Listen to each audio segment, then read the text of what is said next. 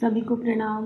हम पढ़ रहे हैं जन्म शताब्दी पुस्तक माला 7, बच्चों के व्यक्तित्व का विकास कैसे करें। बहुत खूबसूरत प्रवचन गुरुदेव का, और अत्यंत सौभाग्य कि इसको पढ़ने को मिल रहा है और कितना कुछ सीखने को मिल रहा है, जानने को मिल रहा है एज अ माता पिता, एज अ पेरेंट, कि हमें क्या क्या चेंजेस अपने भीतर लाने हैं।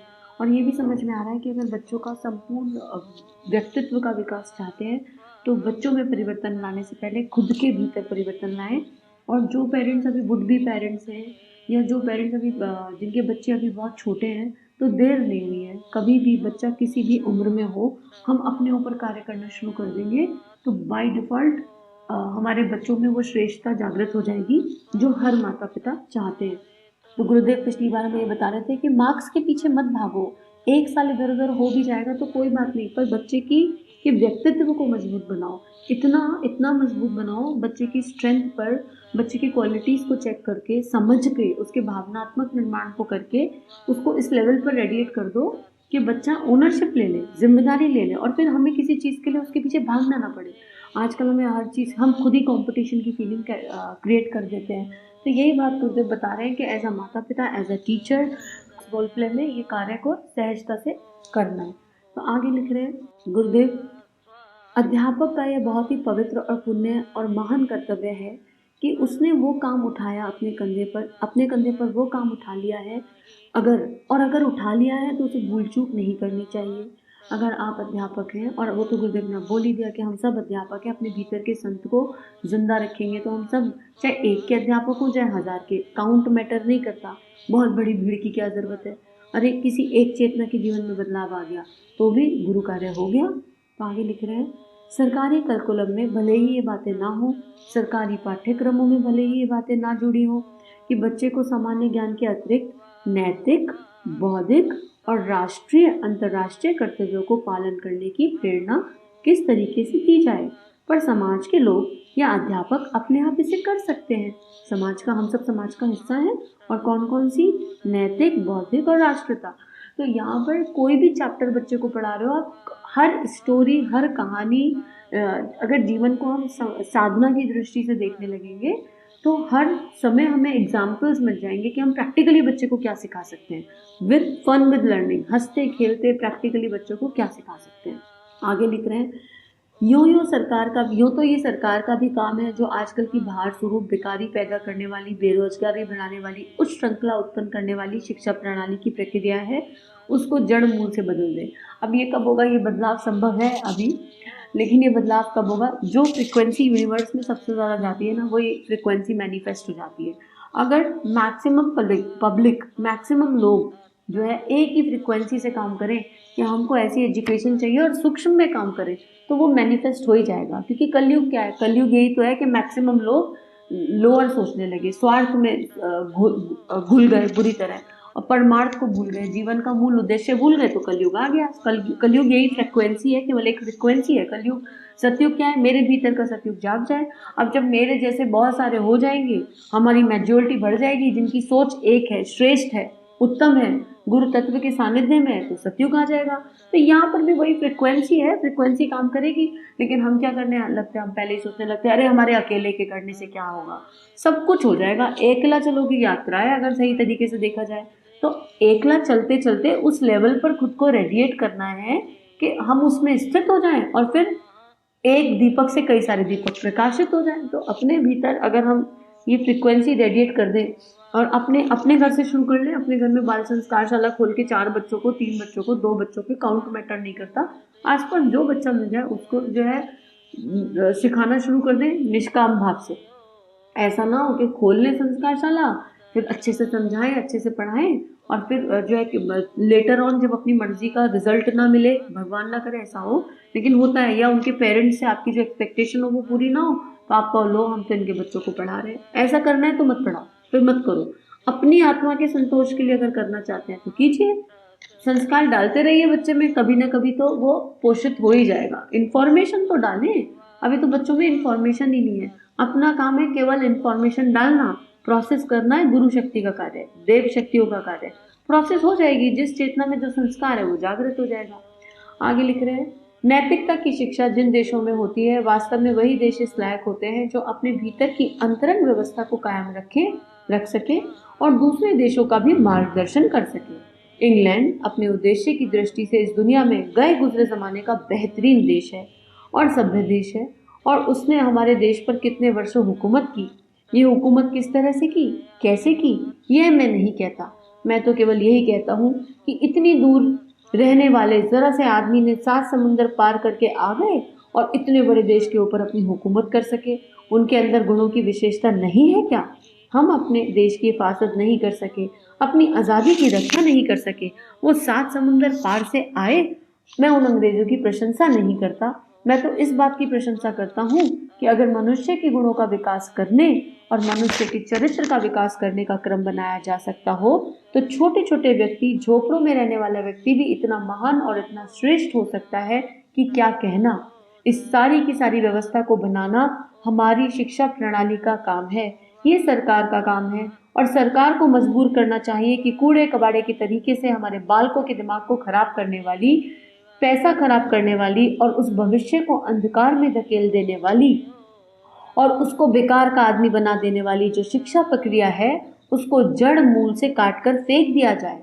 और बिल्कुल ही जिस तरीके से शासन बदले जाते हैं, गवर्नमेंट बदली जाती है, उसी तरीके से यह कूड़ा कबाड़ा जैसी शिक्षा को खत्म कर दिया जाए। इससे तो अच्छा है कि आदमी बिना पढ़ा रह जाए, इससे तो अच्छा है कि आदमी बिना पढ़ा रह जाए, इससे तो अच्छा है कि आदमी बिना पढ़ा रह जाए। कितनी वेदना इसमें दिखाई दे रही है इस पैराग्राफ में। और लिटरली गुरुदेव की ना एक चीज़ गुरु शक्ति की बड़ी अच्छी है। गुरुदेव ने एक चीज़ सिखाई कि जिसके अंदर जो अच्छा है उसको देखो, गुण ग्राहक दृष्टि। और गुरुदेव कितना सुंदर एग्जाम्पल दे रहे हैं कि ऐसे कैसे इतना बड़ा इंडिया, इतने सारे लोग, और लोग आके हम पे हुकूमत करके चले गए। कहीं तो हम कमजोर रहे ना, कहीं तो हमने गड़बड़ करी ना एज एन इंडिविजुअल। उन लोगों में कोई तो श्रेष्ठता होगी कि वो ऐसा कर पाए। वही वाली बात है कि बुद्धि तो सबके पास है, सद्बुद्धि की कमी है। और बुद्धि का जागरण कैसे, बुद्धि को सद्बुद्धि में कन्वर्ट करने के लिए अभ्यास करना पड़ता है। और हम अपनी मूल संस्कृति से इतना दूर चले गए कि हमारे भीतर का जो देवत्व था वो सो गया, और वो सो गया तो आए बाहर के लोग और हम पर हुकूमत करके चले गए। तो उनमें कुछ तो क्वालिटी रही होगी। और गुरुदेव ये तो कहते ही है हर जगह कि उन्होंने सही किया या गलत, इस पर कोई कोई टिक्का टिप्पणी नहीं है, लेकिन उनके उस गुण को तो देख लो कि वो आकर इतने सालों हम पे चले गए हुकूमत करके। और अब गुरुदेव उसी रेडिएशन की बात कर रहे हैं कि क्यों हम सब लोग एकजुट नहीं होते, क्यों हम दूसरों को ब्लेम डाल देते हैं, अरे पढ़ाई तो ऐसी है, सरकार तो ऐसी है। सच बात तो ये है, सच पूछें, हमारा अहंकार पोषित होता है। बच्चा फेल हो जाएगा तो बेइज्जती किसकी होगी? माता पिता की। अरे समाज में क्या मुंह दिखाएंगे, किसी को क्या कहेंगे। सच्ची सच्ची बात यह है। बच्चे को पीटीएम में बड़े अच्छे मार्क्स मिल रहे हैं तो फूल के कुप्पा कौन हो रहा है? माता पिता फूल के कुप्पा हो रहे हैं। और आजकल, और ये हम अंतर्मन से हम जानते हैं, और इसलिए हम लोग उस कैट रेस में कब एंटर कर गए हमको पता ही नहीं चला। ऐसे ऐसे बच्चे देखती हूँ सामने से जहाँ बच्चा बहुत मेहनत कर रहा है, बहुत मेहनत, माता पिता भी मेहनत से पढ़ा रहे हैं। जब आपने बच्चे को पढ़ाना शुरू किया तो बॉन्ड साइन किया था कि आप पढ़ा रहे हो तो उसके मार्क्स आएंगे ही आएंगे। अरे कॉन्सेप्ट बच्चे ने समझा कि नहीं समझा? उसको पढ़ाते टाइम उस शिक्षा को विद्या में कन्वर्ट किया कि नहीं किया? ये देख लो, बच्चे के व्यवहार में वो शिक्षा दिख रही है कि नहीं दिख रही। तो अरे 10%, 4% इधर उधर आ भी गए तो क्या फर्क पड़ने वाला है? हम बच्चे के मार्क्स के हिसाब से फिर ऐसे कमेंट्री कर देते हैं, अरे बौद्धू हो क्या, बुद्धू हो क्या, तुमको तो इतना पढ़ाया था, तुम्हारे नंबर क्यों नहीं आए, नंबर कैसे कम रह गए। हम लोग क्या रेडिएट कर रहे हैं? गुरुदेव की अगर इस पीड़ा को हम समझ जाए ना तो हम अपने बच्चों को इस गधा वाली घोड़े वाली रेस में तो नहीं बैठाएंगे निश्चित रूप से। विवेकानंद सबको पसंद है, अपने घर से विवेकानंद हम देने को तैयार है या नहीं, ये प्रश्न अपने आप से पूछने की जरूरत है। इतना पीड़ा है गुरुदेव की, हम सब एकजुट होकर खड़े हो जाएं अगर, और खड़े कहाँ हो जाएं? अपने घर से खड़ा होना है, अपने घर से खड़ा होना है। ऐसे माता पिता दिखते हैं जो बच्चों में वैसे तो बड़ी अच्छी अच्छी बड़ी बड़ी बातें करेंगे, और अपने ही घर में अपना बच्चा गलत कर रहा हो तो उस गलत में ममता भाव में डूब जाएंगे। ममता अहिंसा करा देती है। अभी आज की डेट में अगर आप देखो, टीन एज में, यंगस्टर्स में या कुछ में बच्चे को बड़े श्रेष्ठ संस्कार देने की कोशिश करी गई, सब कुछ किया गया, लेकिन अनासक्त ममता वो होती है जो एक आंख प्यार की एक आंख सुधार की रखती है, कि अगर बच्चा कुछ अनुचित कर रहा है तो प्रेम के साथ उसका प्रतिकार किया जाए।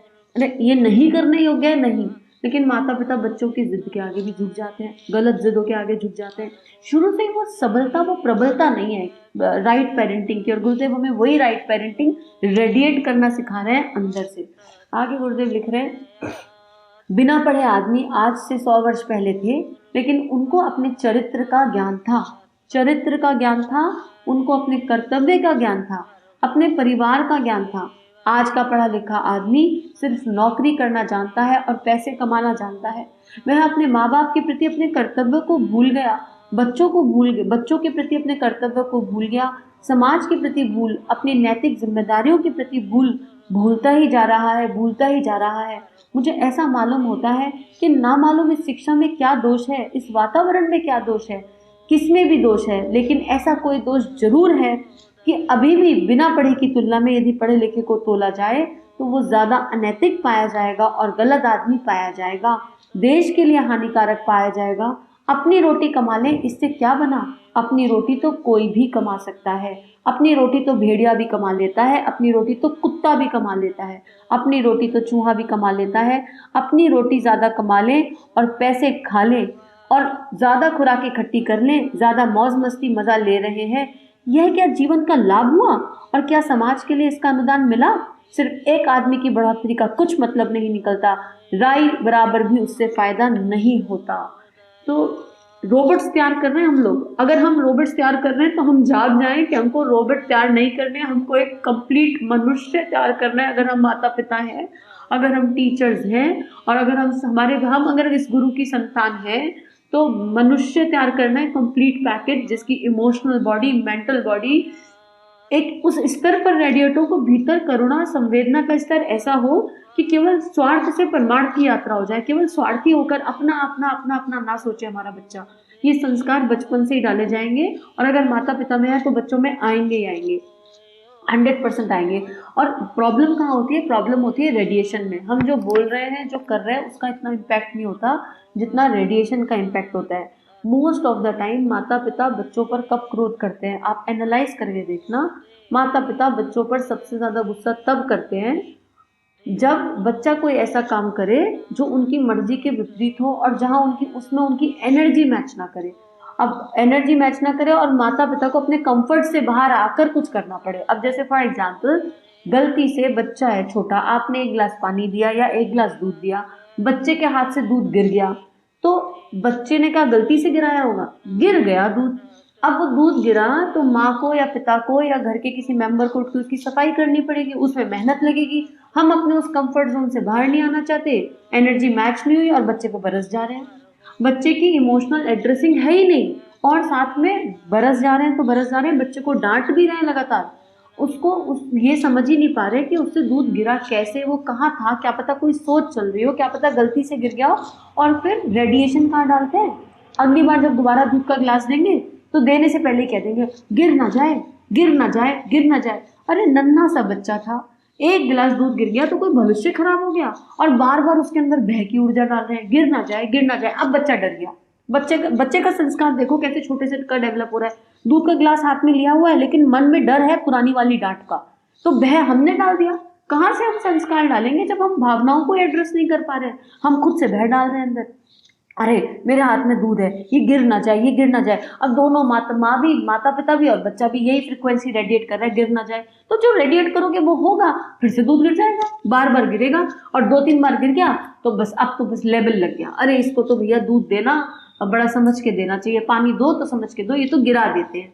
अरे मूल भाव में गए, ये आया कहाँ से? हमने ही डाला है। बच्चा जब जन्म लेता है तो क्या डिक्शनरी के साथ पैदा होता है? उसको पता होता है कि गुस्सा क्या होता है, एंजाइटी क्या होती है, स्ट्रेस क्या होता है, डिप्रेशन क्या होता है? हम इंट्रोड्यूस कराते हैं ऐसे शब्द। बच्चे ने कोई बिहेवियर शो किया, हम कह देते हैं अरे क्या गुस्सा क्यों कर रहे हो, चिल्ला क्यों रहे हो?